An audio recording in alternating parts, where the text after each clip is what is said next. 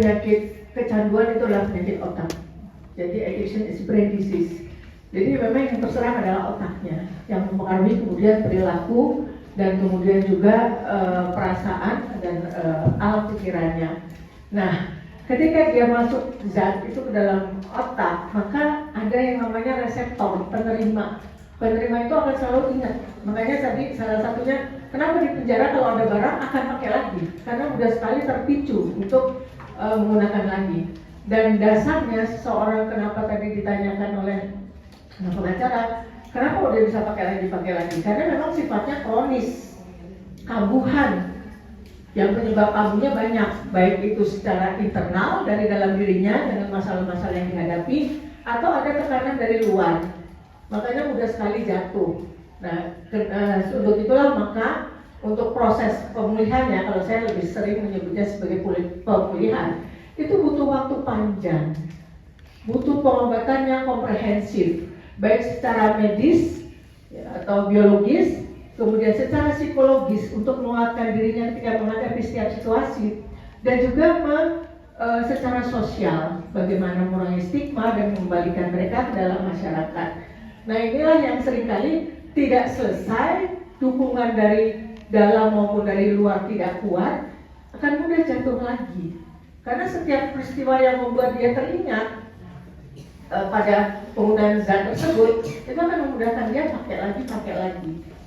Jadi bisa dari dalam dirinya, misalnya dia punya masalah yang berat, ya, pengalaman saya selama 30 tahun menangani kasus-kasus narkotika, itu hanya karena stigma saja dia bisa pakai lagi. Karena orang tua yang tidak bisa berkomunikasi, dia bisa pakai lagi.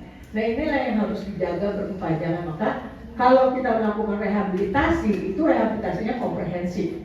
Jadi baik dari aspek medisnya, baik aspek dari psikologisnya, maupun dari sosialnya mesti dilengkapi. Dan tujuan utamanya apa? Selain mengurangi dia penggunaannya, menghentikan penggunaannya, adalah untuk supaya dia bisa lagi menjalankan, merubah perilakunya dan menjalankan kehidupannya. Jadi panjang prosesnya. Ali kan dari riwayatnya ya pernah di BNN. Ya. Pertanyaan kami kepada ahli, berdasarkan Undang-Undang Nomor 35 Tahun 2009, pecandu narkoba wajib rehabilitasi. Pertanyaan kami kepada ahli, apakah program rehabilitasi itu ada di rutan garis miring Lapas Salemba? Ya, sepengetahuan saya dulu ketika saya menjadi deputi, kita memang punya kerjasama dengan Lapas dan Rutan untuk menyiapkan rehabilitasi di sana. Hanya memang keterbatasan di sana, ya, khususnya bahwa kita menyediakan tenaga-tenaga dan programnya. Jadi kita latih waktu itu di BNN, ya, kita melatih mereka. Hanya memang karena fasilitasnya terbatas. Jadi di sana itu direhabilitasi, tapi kembali lagi berkumpul di dalam wardnya, di dalam kamar-kamarnya itu dengan yang lain. Padahal kalau sudah rehabilitasi, dia benar-benar harus terisolir, dia bergabung dengan warga binaan yang lain. Yang ini yang menyebabkan seringkali trigger, dia menggunakan lagi. Sampai pada suatu hari, kebetulan setelah Pak Anang waktu itu diputus itu hubungan dengan BNN dulu. Jadi BNN itu membantu baik secara program maupun sumber dayanya. Karena yang namanya ketika kita memberikan rehabilitasi, yang paling berperan besar selain adalah medis, itu juga konselor adiksi yang membantu merubah perilaku mereka. Nah, konselor adiksi ini dilatih oleh BNN yang ada di lapas. Ya tadi karena keterbatasan fasilitas dan juga programnya tidak optimal di sana, akhirnya tidak sampai sekarang mungkin sudah ada yang namanya direktur keperawatan. Dulu belum ada, tapi sekarang sudah ada direktur keperawatan dan rehabilitasi di Impras. Mungkin juga sudah berjalan ya, saya nggak tahu yang terakhir. Tapi dulu ada programnya, hanya memang tidak optimal. Baik, selanjutnya Ali. Saudara Ali Amar Joni berdasarkan putusan Ingkrah Pengadilan Jakarta Pusat tahun 2017, kemudian putusan Pengadilan Jakarta Selatan tahun 2023, kemudian putusan Mahkamah Agung tahun 2004 dinyatakan sebagai penyalahgunaan narkotika dalam tahap kecanduan adiksi. Pertanyaan kami, kepada ahli, apakah Amar Joni secara medis dianggap sebagai sakit kejiwaan dalam kurung gangguan kejiwaan? Ya, saya jawab. Jadi yang namanya semua kecanduan, apapun itu kecanduan, itu adalah bagian dari gangguan jiwa, gangguan kejiwaan. Karena ketika seseorang menjadi kecanduan, dia tidak bisa lagi berpikir yang rasional. Dia tidak bisa lagi mengatur emosinya.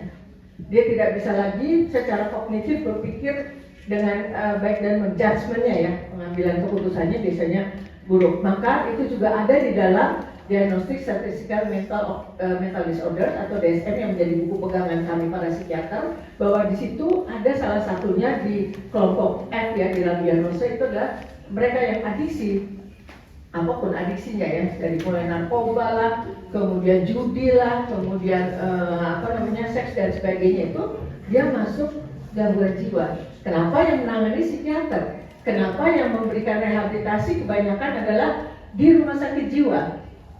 Karena itu bagian dari gangguan jiwa. Gangguan jiwa itu rentangnya tinggi sekali, banyak sekali.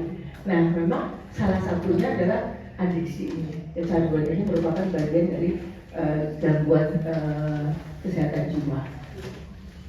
Nah, kalau dianggap gangguan jiwa, berarti gangguan jiwa seperti apa? Apakah bisa bunuh diri, kemudian bisa depresi? Ya mungkin lebih paham lagi lah ahli, apa aja gangguan jiwa yang bisa mengakibatkan kepada dirinya. Ya, jadi orang-orang yang kecanduan khususnya narkotika itu bisa dipengaruhi juga, narkotika tersebut bisa merubah pola perilaku dan perasaannya. Pola perilaku. Ya, pola perilaku dan perasaannya. Dia bisa jadi agresif ya. Kemudian perasaannya, karena kan biasanya mereka menggunakan zat itu untuk meningkatkan moodnya. Nah, ketika dia tidak menggunakan lagi, maka moodnya akan jatuh. Moodnya akan jatuh, timbullah gejala depresi, merasa putus asa, frustrasi.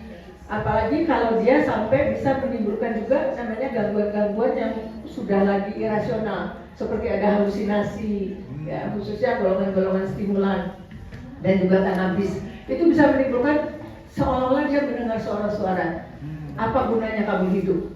Bisa terjadi seperti itu. Ya, jadi yang namanya kecanduan narkotika itu bisa antara narkotikanya dan antara kejiwaannya itu bisa vice versa, bolak-balik. Awalnya dia mengalami depresi, kecemasan, gangguan, segala macam gangguan jiwa yang ada, dia menggunakan narkotika. Tapi ada juga ketika dia sudah menggunakan narkotika pada tahap kecanduan, terjadilah perubahan pada kimiawi otak yang mengubah mood dia, perasaan dia, pikiran dia. Jadi bisa terjadi di dalam gejala gangguan jiwa tadi. Berarti yang ahli maksud itu gangguan jiwa seperti mencoba bunuh diri, bisa. Kemudian ngamuk, bisa yang dia. Bisa. Apa ahli depresi, Ya. gangguan tidur, Ya. Gangguan tidur, kecemasan, rasa ketakutan, tak beralasan, berbagai fobia, Ya. dan kemudian serang panik. Pertanyaan saya kepada ahli, kalau orangnya ini melakukan kejahatan, bagaimana pertanggungjawaban pidananya?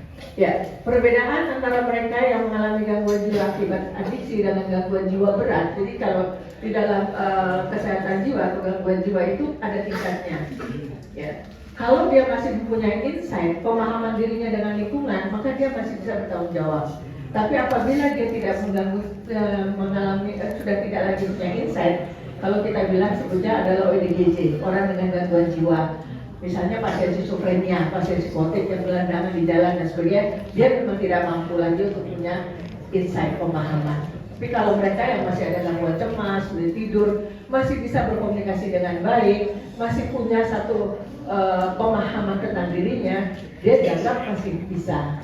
Jadi belum sampai menjadi gangguan jiwa berat. Tapi kalau memang ada yang bisa sampai seperti itu, tapi itu tentu harus dilakukan asesmen oleh psikiater. Ya,